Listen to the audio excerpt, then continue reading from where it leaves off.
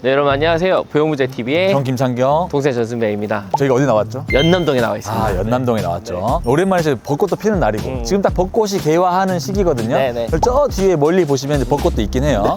우리는 별로 벚꽃 감성은 아니다 보니까 보진 않았는데 요새 마포 쪽으로 좀 거래가 많이 되고 있고 또 특히 네네. 꼬마 빌딩을 찾는 분들이 마포를 많이 투자를 하고 있잖아요. 네네. 우리 둘이 또 이제 물건을 보다 보니까 아니 이건 뭐 A가 좋았다, B가 좋았다 또 싸웠어요 둘이서. 이 얘기만 지금 2시간을 넘게 해가지고 아니다 그러면은 나가가지고 직접 우리가 투표를 받아보자. 그렇죠. 뭐가 괜찮았는지 해가지고 이제 급하게 또 나오게 됐습니다. 여기가 연남동 센트럴파크인데 이 센트럴파크 중심에 건물이 두 개가 있어요. 네네. 근데 약간 비슷하면서도 다른 듯한 그런 느낌이 있습니다. 네네. 두 개를 설명해드리면서 여러분들도 어떤 건물이 좀 더 취향에 맞는지 한번 투표를 해주시면 좋을 것 같습니다. 오늘 진짜 미쳤다고 생각하는 게 나와 있는 게 금요일 2시 40분이거든요 지금. 그러니까요. 와 근데 이렇게 사람이 많을 줄 몰랐어요. 그러니까 주말이 아니라 평일인데도 불구하고 이 연트럴파크를 중심으로 사람이 굉장히 많이 있는데 이 중심 연트럴파크를 지나고 있는 와중에 바로 첫 번째 전승배 이사님이 좋다고 했던 건물이 바로 여기 있습니다. 네, 저희 회사에서 또 직접 계약한 건물이기도 하고요. 저는 이 건물이 정말 좋다고 생각하는데 창경 이사님이랑 좀 의견 차이가 있다 보니까 그 평가는 여러분들이 해주셨으면 좋겠습니다. 바로 한번 보여드릴게요. 네네, 네. 네, 뒤에 보이는 이제 저 건물입니다. 우리 할매 떡볶이가 들어가 있는 건물이거든요. 네. 그냥 연트럴파크라고 하는 곳에 그냥 바로 앞인 곳이에요. 계율을 바로 설명을 드리도록 하겠습니다. 네. 매매 금액은 59억 5천만 원, 대지 평수는 39.93평이고 연면적은 71.88평, 지하 1층, 지상 3층 건물입니다. 중국 연도는 1990년도에 지어진 건물이고 16년도 6월 달에 한번 리모델링이 진행이 됐습니다. 용도 지역은 제2종 일반 주거 지역입니다. 그리고 이제 이 건물이 보증금이 2억 5천에 월 임대료가 1,400만 원 이상. 입지 좋은 곳에 이 정도 수익률이면 좀 괜찮지 않나? 꼬마 빌딩 치고는. 네. 그리고 또 보시면은 임대가 되게 바로바로 차는 곳이에요. 임차 걱정도 크게 없을 거라고 생각을 하는 건물 중에 하나였거든요. 사실 이 정도 라인의 건물이 있으면 임대 걱정은 사실 할 필요가 없긴 하죠. 여기 임대 걱정을 한다 그럼 다른 곳은 더 힘들지 않을까 그쵸. 라고 생각을 하는데 개요를 이야기를 했잖아요. 개요에서 제가 대지 평수를 들었거든요. 대지가 39.93평이었던 것 같은데 네네. 40평이라고 봤을 때 60억 정도면 평당가가 얼마죠? 한 1억 4천 정도. 1억 5천 정도? 네, 그렇죠. 평당 1억 5천의 건물을 매입했다. 하면 솔직히 평당가가 싼 것 같지는 않아요. 저도 그건 인정합니다. 사실 네, 그렇다 치기에는 또 맞은편 건물도 팔리스가 들어있는 건물도 약간 그 정도로 좀 거래가 되긴 했거든요. 뭐 물론 입지라고 하기에는 저 입지가 더 좋은 것 같기는 하지만 네네. 그래도 60억대에 그 메리트가 있지 않나 그 생각이 들기는 해요. 홍대 마포 쪽으로 60억에서 80억 사이 건물이 거래가 많이 되고 있는데 그런 걸 봤을 때는 이런 건물은 없었다라고 그렇죠. 생각을 하지만 이제 평당가가 좀 비싸지 않았나라고 보고 있고 딱 봐도 옛날 주택 건물 빨간 벽돌이었던 건물을 리모델링을 해서 상가로 만들어 놓은 이 서교동이나 연남동에 굉장히 많이 있는 그런 타입의 건물인 거잖아요. 엘리베이터가 없는 그런 게 좀 장기적으로 단점이지 않을까라고 생각을 하는 거죠. 네, 저는 이제 그런 부분도 이 연남동의 감성이라고 생각합니다, 이사님. 왜냐면 최근에 거래된 것들 보면 저기 안쪽에 넓은 도로도 아니고 주택들이 막 거래가 되잖아요. 그렇게 주택을 개조한 건물들이 거래가 되고 있는데 이 정도 입지에 지금 완벽하게 완성이 된 건물이라고 저는 생각을 하거든요. 딱히 손댈 것도 없고 사실 엘리베이터 뭐 없어도 돼요. 있으면 좋긴 한데 지하 1층, 지상 3층 건물인데 굳이 뭐 엘리베이터가 필요하겠습니까? 이 상권에 있는 분들은 아무래도 젊으시다 보니까 그쵸. 저희라면 올라가기 힘들 텐데 네. 여기는 굉장히 젊으셔서 충분히 올라갈 수 있지 않을까라고 생각을 하지만 그래도 대지 평수가 좀 작지 않나 라는 감이 있긴 하죠. 하지만 위치는 정말 좋은 곳에 있다라고 저는 인정을 합니다. 요즘에 보면 한 이 정도 금액대의 매물도 좀 많이 나오기도 시작을 했었고 아마 조만간 이것보다 더 높은 금액에 매각이 되는 사례가 있지 않을까도 생각이 들긴 하는데 단점은 확실해요. 평당 금액이 좀 비싸다는 거. 구조적으로 주택을 개조했기 때문에 근생 건물들보다는 주택에게 좀 가까운 구조다. 그런 부분들이 좀 큰 단점인데 좀 이따 소개할 건물보다는 저는 딸리진 않는다.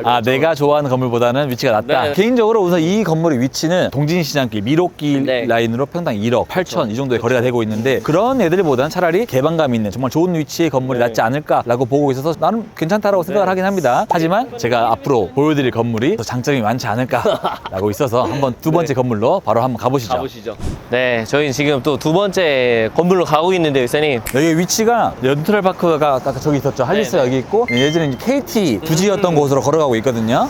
근데 이게 약간 이게 비교가 되나 싶을 정도로 유동인구가 이게 확 줄어가지고 지금 여기는 이제 그 사람이 막 지나다니는 그런 곳은 아니고 네. 저녁에 술 마시고 오는 그런 라인이긴 합니다. 그러면서 이 대로변에 있는 건물 그리고 또 연트럴파크에서 많이 좀 걸어오지 않았잖아요. 한 1분 걸어왔나? 아니요 이제 일부는 조금 약간 1분 30초 정도 걸어왔는데 그중에 이 대로변에 있는 바로 이 오른쪽에 이 건물이 제가 좀 더 좋다라고 생각을 하는 건물입니다. 네네. 바로 이제 이 건물이죠. 보시면 아까 건물이랑 좀 다르죠. 아까 건물은 주택인 건물을 리모델링을 해서 상가인 척 만들어 놓은 건물이라면 이 건물은 처음부터 신축이 된 건물이죠. 근데 나름대로 2014년도에 신축을 했고 네. 엘리베이터도 있는 건물인데 네, 개요를 한번 설명드릴게요. 네, 본 이번 건물은 올해 1월 달에 잔금이 넘어갔고요. 대지 면적은 71.8평, 연면적은 187평의 건물이고 지하 1층, 지상 4층 건물입니다. 승강기는 설치되어 있어가지고 나름대로 이제 깔끔한 건물이죠. 그리고 이제 이 건물에서 통임대를 쓰고 있어요. 10년 장기 계약으로 2022년부터 32년까지 10년 계약이 되어 있는데 임대료는 보증금 2억 5천에 월 2,010만 원이 나오고 있었습니다. 그래서 이제 70억 기준 수익률은 3.57%가 나와서 이 서울에 있는 꼬마 빌딩 중에서 수익이 꽤 잘 나왔던 편이었던 건물이죠. 이제 좀 제가 시동을 걸어야 될 타이밍이 온 것 같습니다. 무섭지 않아요? 일단 첫 번째로는 여러 가지 비교할 게 있는데 입지, 과연 이 입지가 첫 번째 건물 사례와 동일한 입지로 봐야 되는 게 맞는 것인가. 그리고 두 번째로는 저 임차인 제가 알기로는 필로우 소파가 1층부터 위에 층까지 다 쓰고 있고 그리고 리춘시장이라는 임차인한테 전대를 줘서 지금 운영을 하고 있는 거거든요. 네. 제가 알기론 저 2층 이상부터는 호스텔입니다. 근데 이제 호스텔이 보통 임대료 좀 높게 책정이 되잖아요. 그러다 보니까 저 호스텔이 나가고 나면 다른 임차인으로 이 정도 수익을 세팅할 수 있는 것인가? 이게 과연 첫 번째 사례와 이 두 번째 이 건물이 비교 대상인 건가? 물론 그럴 수 있죠. 저도 이제 작년에 이 건물을 마케팅을 많이 했었고 네. 많은 분들에게 추천을 드렸었는데 네. 그 부분 때문에 고민을 많이 하셨던 분이 계세요. 왜냐면